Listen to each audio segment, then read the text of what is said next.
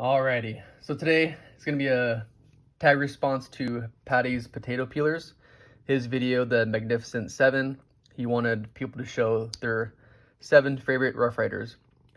But for this video, I'm going to exclude the Rough Ryder reserve line because I think they're in a different category than the economical Rough Ryders. So this kayak in stabilized oak and this single-bladed Micarta Barlow from the reserve line are one of my top 5 favorite Rough Ryders for sure, but I'm not going to categorize them in the same category as the more budget-friendly Rough Ryders. So to start off, it's going to be to no one's surprise. My first one is this Rough Ryder single-bladed Barlow in this cinnamon stag bone. This has been a very popular knife, and to no one's surprise, because I think a lot of people were asking for a single-bladed Barlow, especially with the T10 carbon steel. A very, very nice knife. I did patina the blade with some apple cider vinegar, and this thing has actually seen a lot of use. I love carrying this thing. It's just something that I always grab and gravitate towards when picking a knife to carry for the day. It's just so light and slim, easy to carry, and it looks pretty good. I did reburn the bone because I didn't like how it turned or how the factory did it. But that's pretty much all I did, was kind of reburn the bone and patina the blade. But very, very nice knife. My second one is, I think a lot of people like this one too, is the single-bladed bolster lock trapper. So this is pretty much a liner lock knife, so it has a locking mechanism. And I know a lot of people like the comfort and the security of having a locking knife sometimes, especially when it's a single-bladed trapper. I know a lot of people don't like or prefer the spay blade on most trappers, and I kind of agree with them. Just for me, I don't have much use for a spay blade. There's a lot other blades that I find a little more useful, but this one, what sold me on it was this beautiful saw cut red bone, and then obviously the single-bladed trapper style. A very good action on this knife. Even though this is a liner lock, it doesn't require a half stop. It still has one, and it is solid. Oh, very solid. But a good size knife for sure for everyday carry. So there is my second one. My third one is probably my most recent acquirement in this 7. It's going to be this Cigar Moose that just came out in their tater skin burlap micarta. Very cool looking knife. I know Rough Ryder hasn't really put out a lot of knives in this specific pattern, so I was pretty excited. You have this clip point blade and then the secondary spay blade. It's a pretty big knife, which I like. I like to have different sizes of knives. This one is 440 stainless, but again, good action, very good looking knife for sure, especially with that black underliner. And then the brown, the accents are really, really nice. And then that shield, very clean, very classy shield. Unfortunately, you do have the R bolster, but it was stamped cleanly, so it's not disformed or disfigured at all like some R stamps are. But a very good looking knife for sure. And I just love opening this one because the action. I can appreciate a good walk and talk. That's half the fun, is opening these traditionals for me, you know. It's just nostalgic and satisfying. So here is the tater skin Cigar Moose. And I won't compare it yet. So that's my third one. My fourth one is, I've shown this one before, and for some reason it's still one of my favorites. It's the black and blue Congress. I just love that blue saw cut bone. Pretty similar to the red saw cut bone, but just obviously different colors. Very, very nice. You have these black underliners, which goes very good with the blue. A nice clean shield, the fat squirrel or bomb shield, whatever you want to call it. No writing on it or any advertising on the shield, which I like. And then a clean R bolster. But this is a larger Congress in the 4.2 inch length frame, but you have your standard Congress blades for Rough Ryder. So you have the spear point, a clip point, and then you have a sheep's foot, 2 sheep's foot, a large one and then a small one. I did kind of clean these knives up before this video, so there's a lot of fingerprints and the bolsters were kind of grimy on this one because I did carry this one a lot recently. So I tried to clean them up for show and tell with some flits, but very, very good knife.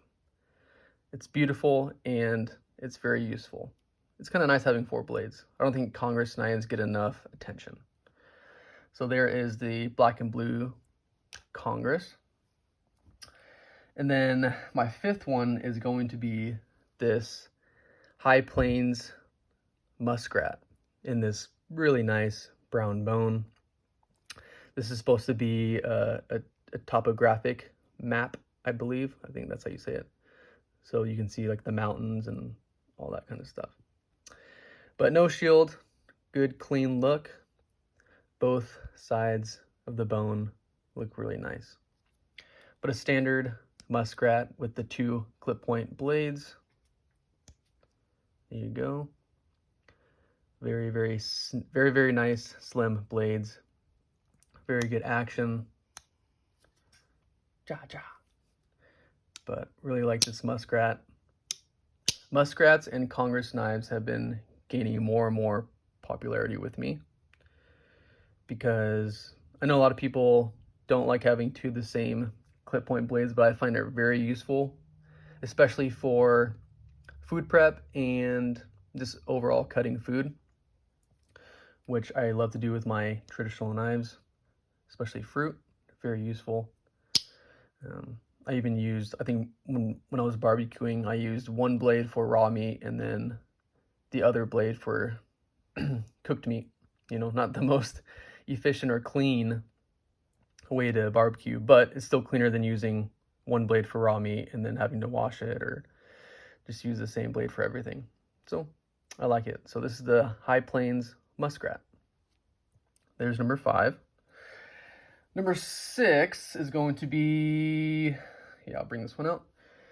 Gonna be this Wasp sowbelly trapper. I really like the black and yellow G10. Looks very nice. No shield. Again, a really clean R stamped bolster. And then you have these nice big clip point and spade blades. And the pull on this knife is very, very nice.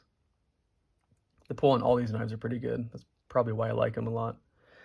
So a clip point and then a spade. But I really like this sowbelly trapper pattern. It's a kind of a big beefy knife for sure, but it just looks good and feels good, and it's a great user for sure. So there is my Wasp sowbelly trapper. There's number 6. And then number 7, it was kind of hard choosing because I love Rough Ryders, but it's going to be this modified Warncliffe Rough Ryder. I think they call this one, this is the whittler. I forgot what it was called for a second. This one I did modify. So this originally was the cinnamon stag bone in carbon steel, and I did scrape off all the coloring on the bone, and I did my own dye job. So I did dye it purple on one side and then pink on the other. Those are the only colors I had at the time for dye, but it was really, really cool experimenting with dyeing the white bone, because when I scraped off all the black and all the burnt on the bone. It was just white bone. It looked very nice too. I'll probably show a picture right now. It looked really good just with the white bone, but I thought I would experiment with bone dyeing. And this is the result. So you have these carbon steel blades, very sharp. I think a lot of people like the whittler. And then you have these two pen blades. Yeah, very nice.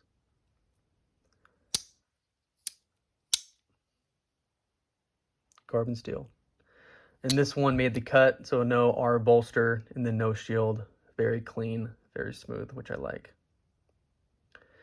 And then, well, that's 7. I'm gonna do an honorable mention because I just wanted to include this one. This is my Rough Ryder Classic Carbon large stockman, and originally was the yellow plastic handles, but I dyed half of them kind of purplish. Again, experimenting, and I thought it took the color pretty well, and it's different. Clean R stamp bolster, and you have these nice carbon steel blades. I've been using this one a lot for sure. You can kind of see the natural, this one's a natural patina on the blade.